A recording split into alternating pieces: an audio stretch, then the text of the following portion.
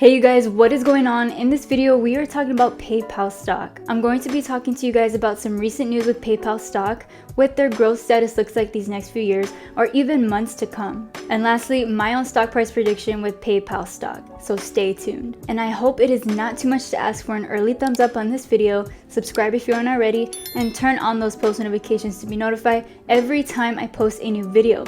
I would very much appreciate the support so much. And remember, I am not a financial advisor. I'm not telling you how or where to invest your money. I am only here to post my own thoughts and opinions with any stocks I may do a coverage of. With that being said, let's get right into the video. Alright guys, so PayPal stock, they have been performing pretty decent this past month. As we can see, they are up 11.27% for the 1 month. Towards the ending of November, they were trading for $214 a share, and they did dip down to $210 a share December 9th, but then we started to see an uptrend from December 9th to December 22nd, which they were up 15%, which jumped to a share price of $243 a share. However, on Christmas Eve, they did open at a price of $240.30 a share, and they peaked to $241, but then it seemed like they were just going on a downtrend after that, which they did close at $238.64 a share, down 0.33%. Now, like I said, there is a few things I want to talk to you guys on PayPal as a company and their stock.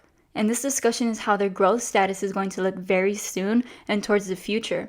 Also, quick disclaimer, I actually do hold a long-term position with PayPal, and things I'm going to talk to you guys about is very exciting for me. Obviously, there is high growth potential for this company to come, in my opinion, of course. In some articles I was reading, however, there are people that see PayPal going beyond their performance right now. And I couldn't agree more.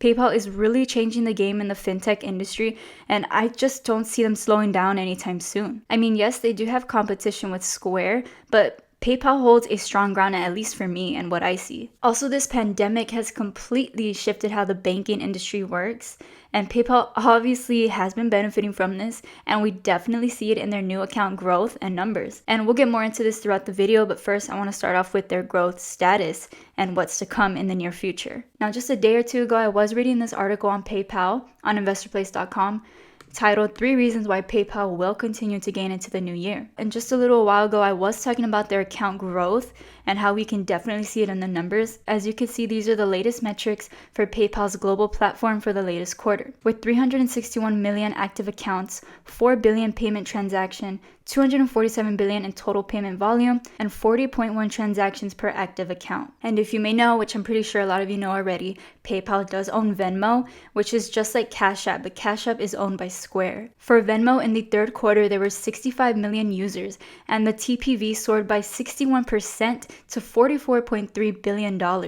So as you can see, it is in the numbers that PayPal and Venmo are just growing so much. And their growth has accelerated during this pandemic in terms of how people are banking and using digital payments. And it seems that the digital banking is here to stay. The COVID-19 virus accelerated the ongoing trend to digital payments. And as customers become accustomed to this and benefit from the convenience, it does not seem likely that there will be much of a fall off in usage, which I just said, it will not change in my opinion. But real quick, just to sidetrack, besides the digital payments and all that good stuff, PayPal has been aggressively expanding its brick and mortar payment businesses because they do have more than 20 million active merchant accounts. So they are doing well physically and digitally, but digitally the growth has just taken off. And that takes us to this article, How COVID May Change Banking Forever. According to the results of Citizens Bank's first banking experience survey, 50% of consumers and 76% of businesses that responded that the pandemic has changed the way they interact with their financial institution. Of these respondents, 66% of consumers and 73% of the businesses feel that these changes will be permanent, like I said earlier. Now, according to another survey, while 69% of consumers already prefer banking online some or all of the time, and 64% agree that technology will completely change banking as they know it. 65% agree that they prefer human expertise when receiving financial advice. Now, this is ultimately true. There's nothing like human interaction and really getting a feel and understanding and trust with, representatives of any industry, whether that's banking, whether that's, real estate, and so much more. But overall, it just seems that digital payments and digital banking is way more convenient, and even more so now than having to wait in lines, long lines, or making appointments and things like that. I mean, even older people such as baby boomers are now using digital peer-to-peer payments like PayPal's Venmo. And there was an uptick of this usage, of course, during the pandemic. But I mean, again, this could stick with this generation. As we can see, Venmo and Zelle have both seen a rise in usage by older age groups during the pandemic. Bank tellers were the most frequently used account access method for Americans 65 and older in 2017. When that option went away this year, online banking forced a major change in routine, including the adoption of peer-to-peer payment apps like Venmo. And a Venmo spokesperson did say that this is a sign for how this generation is digitizing in the current situation. Now, besides the baby boomers getting into the millennials, they are moving now to less populated areas of the US, and because of this, PayPal is again convenient. Essentially, wherever there is internet access, there is access to a robust payment system. Unfortunately, you can't say the same about the traditional banking architecture, which is absolutely true. No matter which way the economy turns, the underlying company will provide relevant, convenient services. And again, this might be a problem with people wanting human interaction.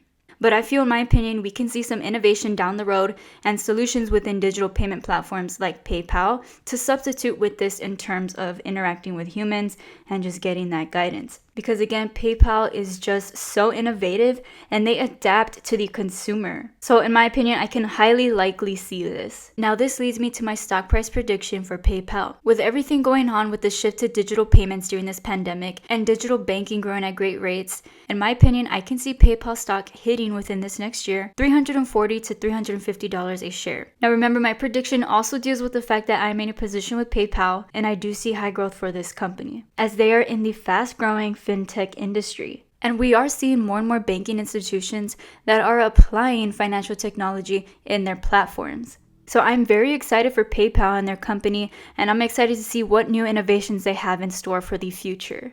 Well, that brings us towards the ending of this video. I hope you enjoyed this video on PayPal stock. Let me know down in the comments what you think could happen with PayPal, what you're doing with PayPal stock, and any of your own predictions. As always, your thoughts are greatly appreciated. Please don't forget to like, subscribe if you aren't already, and turn on those post notifications to be notified every time I post a new video. I appreciate you guys so much. The support has been insane, and I am just truly grateful for you all. That being said, I'll see you guys next video.